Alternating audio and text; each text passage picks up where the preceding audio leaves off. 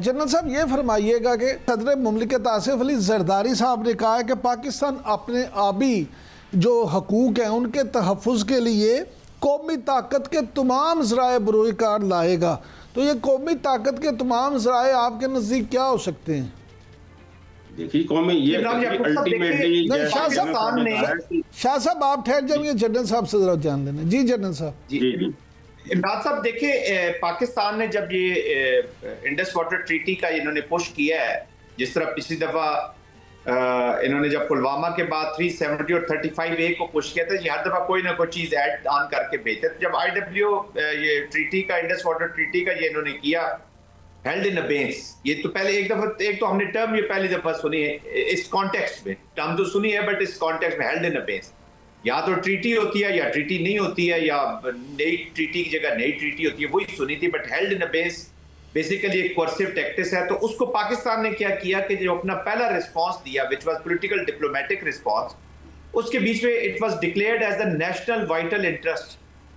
National vital interest जब आप किसी चीज को करार दे देते हैं किसी नेशन के तरफ से, तो उसका इमरान याकूब साहब इम्प्लीकेशन ये होती है कि वो उसी तरह जैसे पाकिस्तान के लिए सॉवरेनिटी है, जैसे पाकिस्तान की जोग्राफियाई सरहदें हैं, इनको कोई अगर तोड़ेगा तो नेशनल वाइटल इंटरेस्ट हम उसका लड़ेंगे।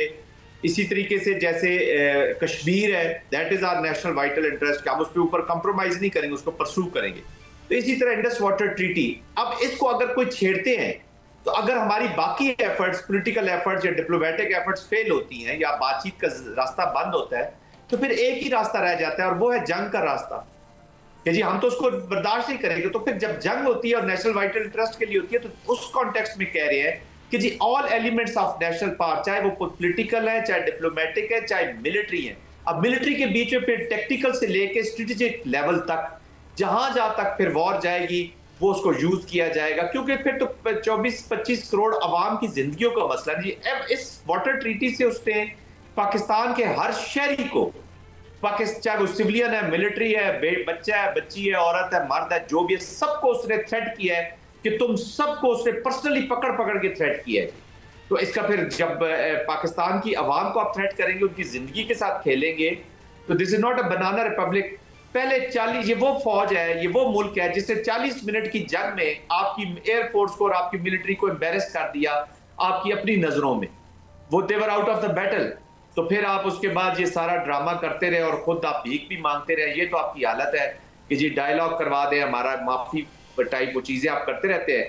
तो हाँ, आप ड्रामा और मूवी अच्छी बना लेते हैं और पास में भी हम देखते रहे हैं। तो ये है जी उसकी एलिमेंट, उसका जो मीनिंग है कि जो भी हमारे डिस्पोजल पे स्टेट के एलिमेंट्स हैं वो तमाम यूज किए जाएंगे, including all news of war, अगर मिलिट्री ऑप्शन की तरफ जाए। शाह साहब ये फरमाइएगा कि इंडिया के पास क्या ऐसे इंतजामात मौजूद हैं कि पाकिस्तान के हिस्से में आने वाले दरियाओं का पानी रोक सके? क्योंकि जो साबिक कमिश्नर हैं, वाटर कमिश्नर शराज मेमन, उन्होंने तो कहा है कि भारत चंद घंटे से ज़्यादा पाकिस्तान का पानी रोक ही नहीं सकता, उसके पास इतने वसाइल नहीं है। अगर ये नहीं है तो फिर वो बढ़ के क्यों मार रहे हैं? देखिए जी, इसमें फर्ज करें, आज अगर उनके पास कैपेसिटी नहीं है, कैपेबिलिटी नहीं है, इतने सालों के बाद भी सिंतास मायदा के साइन होने के बाद, लेकिन ये जो थ्रेट है ये किसी एमपी की तरफ से नहीं है, ये कोई पॉलिटिकल जो है वहां उनका कोई आदमी उससे नहीं है, ये प्राइम मिनिस्टर ऑफ इंडिया ने ये थ्रेट दिया है। तो इसको हमें ये कि अभी इंडिया कुछ नहीं कर सकता, मैं समझता हूँ इसको बड़ा सीरियस लेना चाहिए। लेट सपोज ये जो हेल्ड इन अबेंस है, what is it? It is suspension of the treaty, जो कि इसमें अभी चीजें चल रही हैं। इसमें क्या चीजें हैं, मैं 3-4 जो है ना जो हैं वो मैं आपको गिनवाता हूँ। नंबर 1, इंडिया जो है वो जो भी प्रोजेक्ट नया बनाता है वो पाकिस्तान को उसकी इंफॉर्मेशन शेयर करता है। अगर पाकिस्तान समझता है इस पर ऑब्जेक्शन रेज करने हैं तो वो ऑब्जेक्शन रेज करता है और उसको फिर कॉन्फ्लिक्ट मैनेजमेंट में उन ऑब्जेक्शन को लिया जाता है।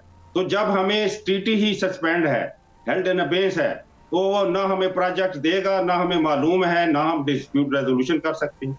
दूसरा, हम फिजिकल वेरिफिकेशन मौके पर जाकर करते हैं, वो भी हम नहीं कर सकते। फिर अभी मानसून में, फ्लड के दिनों में वो हमें हर घंटे बाद ये इंफॉर्मेशन देता है कि कितना पानी हमने रिलीज कर दिया है कितना पानी दरियाओं में आ रहा है, कितना हम डैमों से रिलीज करेंगे। अगर ये तमाम मैकेनिज्म जो है उसने सस्पेंड कर रखे हैं तो हमें तो उसका नुकसान तो अभी है। दूसरी बात यह है कि वो स्टोरेज जो है नहीं बनाएगा, जो उसमें तो जाहिर है कई साल लगेंगे, लेकिन देयर इज ए प्रोबेबिलिटी कि वो चिनाब का पानी जो है वो अपर रीचेज में, वो ब्यास और रावी में भी डाइवर्ट कर सकता है। अब हम जाहिर है कि हमें फिर अपनी इंटेलिजेंस को जो है इंप्रूव करना पड़ेगा, और इस तरह अगर कोई भी हरकत वो शुरू करता है तो फिर जैसे जनरल साहब ने फरमाया कि रेड लाइन जो है हमारी वो पानी है, बिल्कुल ठीक, इसको अनाउंस कर दिया गया है, बिल्कुल ठीक। जनरल साहब, प्राइम मिनिस्टर ने भी किया है, प्रेसिडेंट जरदारी ने भी किया है। शाह साहब आपका पॉइंट ऑफ व्यू आ गया। जनरल साहब ये फरमाइएगा कि 3 दफ़ा DGMOs के राब्ते हो चुके हैं आपस में, पाकिस्तान और इंडिया के। आप क्या समझते हैं कि ये जो एतमाद साजी है जो आपस में ये मामलात कर रहे हैं, आप इस सारे मामले को किस तरह से डिफाइन करेंगे? जी देखिए, ये dual faced India with multiple approach और हर ऑप्शन को ओपन रखने की कोशिश करता है जी, और कंफ्यूज रखना चाह रहा है। आई हैव नो डाउट कि जो मिलिट्री टू मिलिट्री एंगेजमेंट्स हो रही हैं उसमें इंडिया डीएस्केलेशन की तरफ ज्यादा जोर लगा रहा है जी। उसको एम्बेरसमेंट हुई है, उसकी military is not in a mood, और इसका उनकी जो मिलिट्री है वो इस हालत में भी नहीं है जिस वक्त जो उनके साथ हुआ है, दैट इज इनफ। देखिए, एम्बेरसमेंट का मतलब ये होता है, जो मैं एम्बेरसमेंट कह रहा हूँ, ये एक इमरान याकूब साहब एक मिलिट्री टर्म समझ लें कि एक मिलिट्री जो कमांडर जब वो जंग लड़ते हैं अपने अपोनेंट के जो मिलिट्री होती है उसके बारे में एक उसका मिलिट्री ऑब्जेक्टिव होता है to embarrass the enemy forces. Sir, embarrassment का मतलब ये है कि जनरल साहब, आवाम की नजरों में सिर्फ एम्बेरसमेंट नहीं ना हुई, दब्बर कुट भी बड़ी लगी है ना जी। वो दब्बर कुर्सी तो एम्बेरसमेंट हुई है ना। एम्बेरसमेंट बहुत बड़ा मिलिट्री टर्म में, इमरान साहब, ये बहुत बड़ी टर्म है जी। एम्बेरसमेंट का मतलब ये है कि अपनी आवाम की नजरों में वो और उनका जो कॉन्फिडेंस है कि ये हमारा डिफेंस कर सकते हैं, that is no more there. Their military समझे कि जमा हुई है, वो उस पे अवाम का एतमाद नहीं रहा। एम्बेरसमेंट की ये इम्प्लीकेशन है जी। दब्बर तो देखे 30-40 मिनट में जो उनके साथ हो गया है, ये इतनी बड़ी स्ट्रेटेजिक 4 जंगे एक तरफ और ये जो 4 दिन की जो जंग है ये एक तरफ जी, इतने स्ट्रेटेजिक इफेक्ट आया। आप दुनिया देख लेना, ट्रंप साहब भागे 500 बिलियन डॉलर वो अपने लोगों को मना कर रहे हैं, डोंट इन्वेस्ट।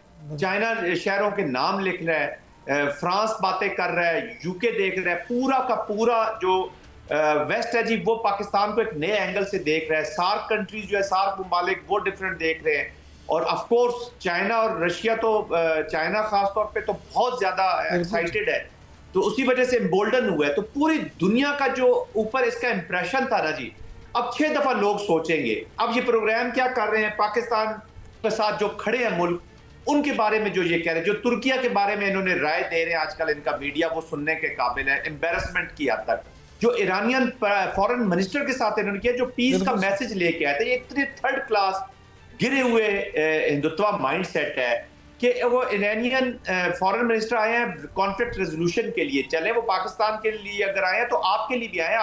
आप भी तो भागे भागे गए हैं वॉशिंगटन में कि हमें बचा लो, तौलिया फेंक दिया आपने वो बॉक्सिंग रिंग में। जब 2 बॉक्सर्स लड़ रहे होते हैं और आपको डर होता है कि मेरा बॉक्सर नॉकआउट ना हो जाए, तो वो कोचेस जो है ना वो white towel they throw inside the ring, उसके ऊपर बाउट खत्म हो जाती है। ये रूल्स होते हैं गेम के। तो इन्होंने तो फौरन ही टॉवल फेंक के फिर आप एक्चुअली वही अपना जो आपका असल चेहरा है, हम तो ये चाहते थे। अगर आपने कल इनके फॉरेन मिनिस्टर का शंकर साहब का बयान सुना हो, उनकी बॉडी लैंग्वेज, उनका जबान नहीं साथ दे रही थी उनकी बॉडी के साथ। फर्स्ट टाइम मैंने उनको अंडर कॉन्फिडेंस देखा है। बिल्कुल ठीक, और वो her thank you very much, बहुत शुक्रिया।